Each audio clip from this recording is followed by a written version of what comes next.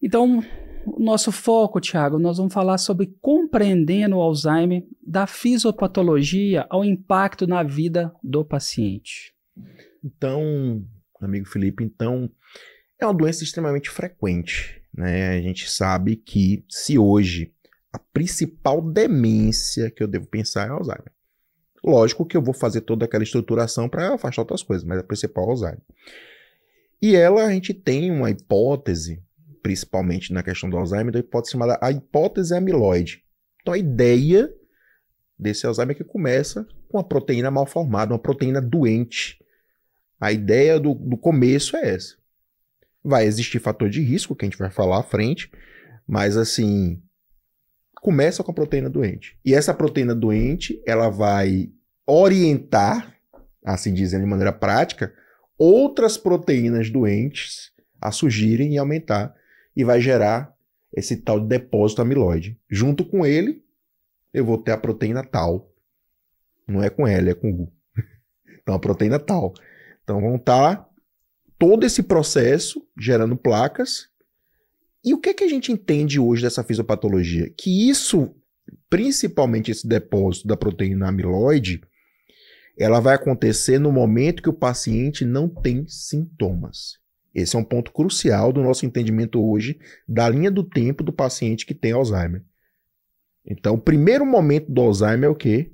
Depósito dessa proteína que vai aumentando com o passar do tempo. Então, eu começo com o paciente assintomático.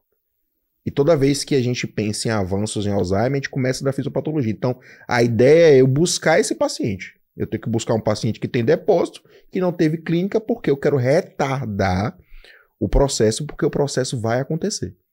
Então, hoje, a gente sabe que a gente não consegue interromper efetivamente essa fisiopatologia. Mas essa proteína amiloide, o que é que ela tem de especial? É justamente isso. Ela cria um processo que depois vai ter os emaranhados neurofibrilares, ou seja, vai levar a um processo de degeneração. Se eu pegar um cérebro de um idoso que não tem Alzheimer, ele pode ter depósito amiloide? Sim. Mas não vai ser a proteína amiloide do Alzheimer. Então, o que a gente quer é frear esse processo, né? Esse processo que vai acontecer. Eu quero que aconteça mais tarde. É por isso que é o ideal que o diagnóstico seja precoce, até para se ter um planejamento. Então, nossa fisiopatologia começa aí com esse processo e esses pacientes chegam no momento que eles vão ter sintomas. Então, eu já começo a ter mais proteína tal, eu já começo a ter mais emaranhado, eu já começo a surgir a atrofia cerebral. Então, eu saí de uma base química e agora eu já tenho algo lá que eu posso palpar, digamos assim, né? Ver. Eu consigo ver que tem uma atrofia ali. Eu consigo ver que começam a surgir os primeiros sintomas. E o primeiro sintoma que eu vou ter, é o que o pessoal mais lembra, é a amnésia. É perder a memória. Que memória é essa? A memória imediata, a memória daquele momento mais imediato, né? Eu posso acometer outras regiões? Pode. No Alzheimer, você pode ter outros sintomas de esquecimento, outros sintomas cognitivos, melhor dizendo. Mas esse esquecimento é o ponto-chave, é o ponto onde começa o sintoma e que entendemos que não é onde começa a fisiopatologia, porque a fisiopatologia começa muito antes. E aí esse indivíduo evolui até ter outros comprometimentos cognitivos, então ele passa a ter comprometimentos cognitivos muitas vezes semântico. Se eu falo de memória semântica, eu estou falando de memória de entender que Salvador é a capital da Bahia, isso é semântica. E se eu falo de memória procedural, eu estou falando de um indivíduo que vai ter uma dificuldade de andar de bicicleta, de dirigir um carro, de escrever, de saber como é que usa uma panela, de cozinhar. Isso é comum no Alzheimer no início? Não, mas isso a fisiopatologia vai avançando, mais acumulação de proteína amiloide, mais formação de proteína tal, mais emaranhado, mais atrofia cerebral, mais dano cerebral. Então o cérebro ele começa a ter um dano mais significativo, até comprometimentos mais graves, e o paciente até chegar no óbito, seja por um motivo de infecção, seja porque teve alguma outra complicação clínica, e ele começa a perder essa mobilidade que atrapalha bastante ele, né? Com o passar do tempo, né? Fica mais difícil. Então, é uma doença que é triste, é uma doença que não é apenas do paciente, ela é uma doença do cuidador, ela é uma doença do filho que cuida, do primo que gosta daquela pessoa. Você vai aos poucos perdendo aquela pessoa e ela passa a necessitar de uma assistência muito importante. O que a gente da medicina fez? Olha, vamos tentar evitar que esse indivíduo progrida. Então, medicação. Vou tentar usar uma medicação que eu vou dar o que esse indivíduo está faltando. O que é que ele está faltando? Então, de maneira... Entenda que não está se mexendo na fisiopatologia quando você dá uma medicação que você vai aumentar um neurotransmissor. Porque o problema não é do neurotransmissor, né? Eu não estou falando que é uma baixa de neurotransmissor. Até agora eu não tinha falado de neurotransmissor. A fisiopatologia tem muito a ver com destruição neuronal de acúmulo secundário ao acúmulo de proteína beta-amiloide, principalmente, e depois de proteína tau e os emaranhados. Então, eu não mexia na fisiopatologia. E aí a gente passa agora para o momento em que a gente quer mexer na fisiopatologia. Então, que é justamente tentar remover essa proteína. Só que, como eu tinha falado, a proteína começa a acumular quando o paciente não tem sintoma. Então, gera-se dois paradigmas, né? Primeiro, como eu vou identificar aquele indivíduo antes mesmo dele ter sintoma, ou com sintomas mínimos eu identificar, e como eu vou indicar isso. Porque se o indivíduo já tiver um acúmulo de proteína amiloide suficiente, já está com um processo demencial instalado e que talvez eu tenha pouca efetividade. Então, essa vem sendo a discussão que vem desde essa fisiopatologia, né? Então, a gente sabe hoje que indivíduos vão ter certos indivíduos eles vão ter uma propensão maior a acumular essa proteína. Que indivíduos são esses? Vamos pesquisar. Vamos fazer um estudo. Foi o que eles fizeram. Então, eles descobriram que a ApoE, a apolipoproteína E, indivíduos que têm esse gene, ele tem um risco maior de acumular essa proteína. Só que aí vem um detalhe. Eu estou falando de que Alzheimer aqui? Eu estou falando do Alzheimer esporádico. E por que você está falando de genética? Porque a genética influencia. Então, quem tem a ApoE modificada e que tem essa propensão maior, ele tem um risco maior de desenvolver o Alzheimer, mas não significa que ele vai desenvolver. E às vezes é o que eu falo paciente, porque na mídia como é que é? Descobriu-se um exame de sangue que agora detecta Alzheimer. Exame de sangue genético. Aí quando você vai ver lá é a ApoE. Assim. Aí beleza, eu vou ter Alzheimer. Então, não, eu não tenho esse gene alterado. Vou beber, vou fumar, vou me intoxicar, como diz meu pai, o máximo possível até ter o Alzheimer, né? Ou seja, na verdade, encontrar o ApoE significa que você tem que ter um cuidado muito maior com os fatores de risco, que também são fatores de risco para uma síndrome demencial. Seja Alzheimer, seja demência mista, mas principalmente Alzheimer, que é mais comum. Em resumo, o que a gente quer interferir hoje? A gente quer interferir na fisiopatologia, né? É a grande, né?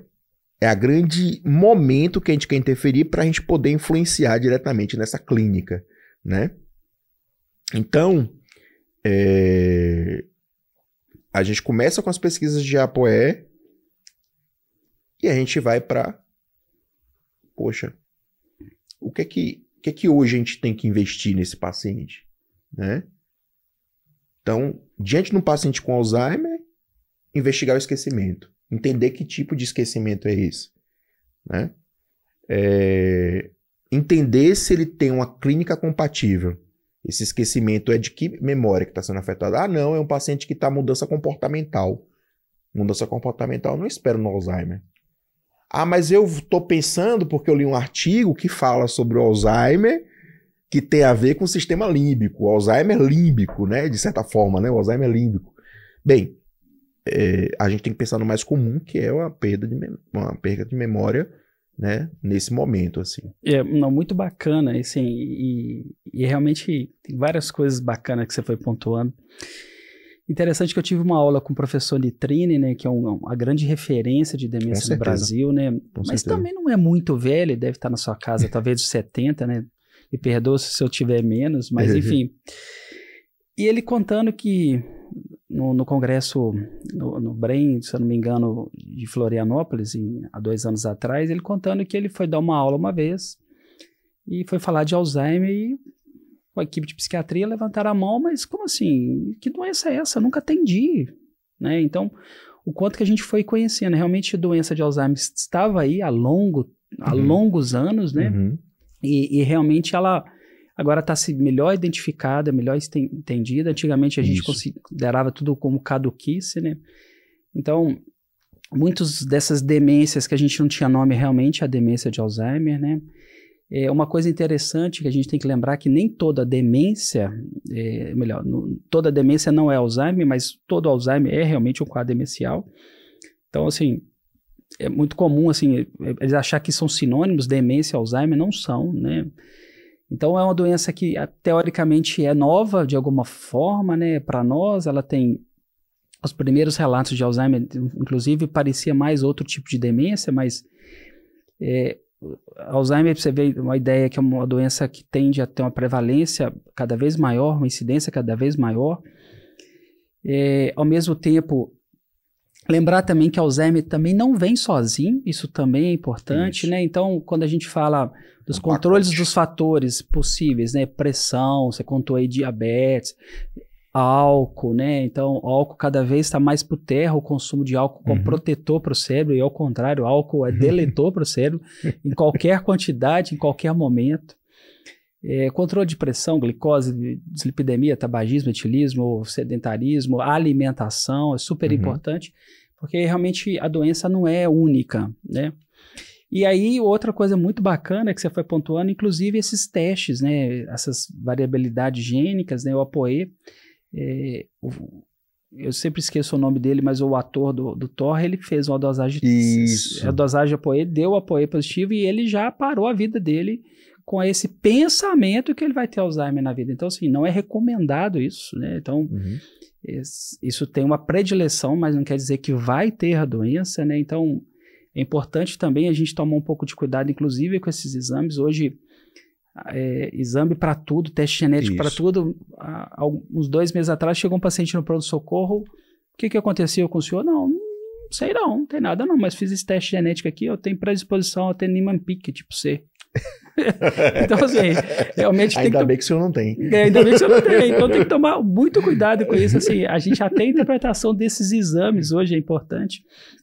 Mas realmente, assim, compreender a fisiopatologia nos ajuda a entender melhor o que você vai ter de manifestação de sintomas, vai ter o que vai ter de impacto na vida do paciente, mas também, né, e que vai ser, daqui a pouco nós vamos falar sobre a questão de tratamento realmente. Então, quando você descobre o problema, né, até então você falou muito bem, a gente tinha então medicamentos somente sintomáticos.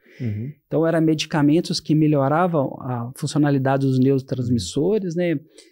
O último deles tinha 30 e poucos anos, então você vê o quanto tempo de uma doença tão comum, tão prevalente, tão incapacitante, né? Você vê seu pai, seu avô, seu tio, então assim, quantidade de pacientes que você conhece com Alzheimer, e a gente não tinha novos remédios, né?